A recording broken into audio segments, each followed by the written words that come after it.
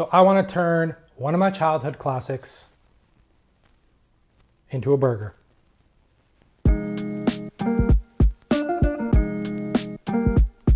First things first. This is for 2 burgers, so let's start with 2 sausages. Sweet, mild, hot, up to you. And we're going to remove the meat from the casing by slicing it open.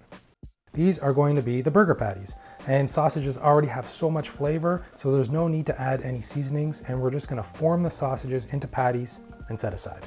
All right, so I know we're turning this childhood classic of mine into a burger, so we're definitely going to be adding stuff to it, but at its core, this traditional calabrese recipe is literally just potatoes and peppers fried in a ton of olive oil or roasted. Sometimes red onion is added, chili flakes for heat, oregano, salt and pepper.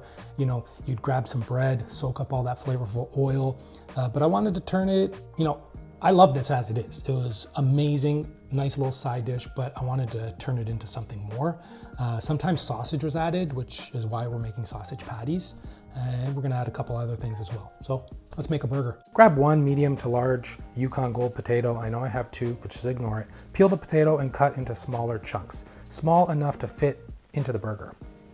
You can also soak the potatoes for 10 to 15 minutes just to remove any excess starch. So I forgot to press record when cutting up the pepper. It's a one-man show around here, so mistakes happen. So if you go back to when I was last on camera, you'll see that I'm holding a Cubanelle pepper, also known as an Italian frying pepper. That's what I use, but you can use any pepper you can get or like. And you're just gonna cut into small strips, small enough to add to the burger. And then cut up 1/4 of a red onion into strips and add the peppers and onions to a bowl. Time for my secret burger sauce, bomba mayo, any ratio of bomba calabrese sauce to mayo. If you're new here, I use bomba a lot on this channel, and I'll leave a link in the description below with a recipe explaining all about what it is. Now it's time to cook. In a pan on medium to high heat, add enough extra virgin olive oil just to cover the bottom of the pan. And then once the oil is hot, we're gonna add the potatoes and fry until nice and golden, and you're able to easily pierce a knife through them.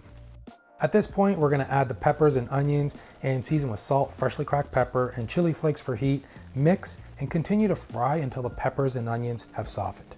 Now here is where you can go as far as you want with the Pippi e Patata, which means peppers and potatoes in calabrese. That's what the dish is called. So some people like to keep the potatoes crispier and the peppers still have a bit of crunch.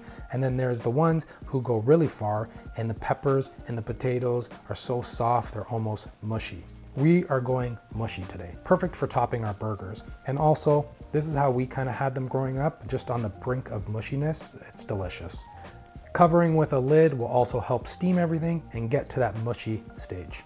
And all it takes to get to that stage is just a couple minutes. Now, just before removing the potatoes and peppers, we're gonna season with dried oregano, we're gonna mix and cook for another minute or 2, and then remove to a bowl and set aside.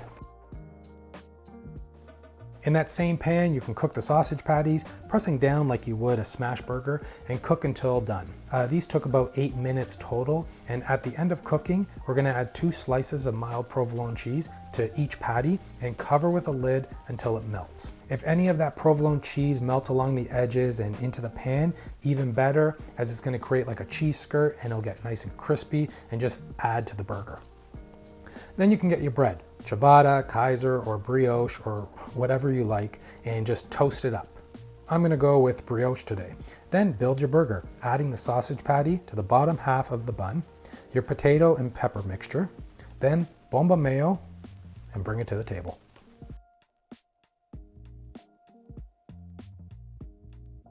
I've got nothing to say. Anyways, I hope you give this recipe a go. And as always, the full recipe is in the link in the description below. Please like and comment.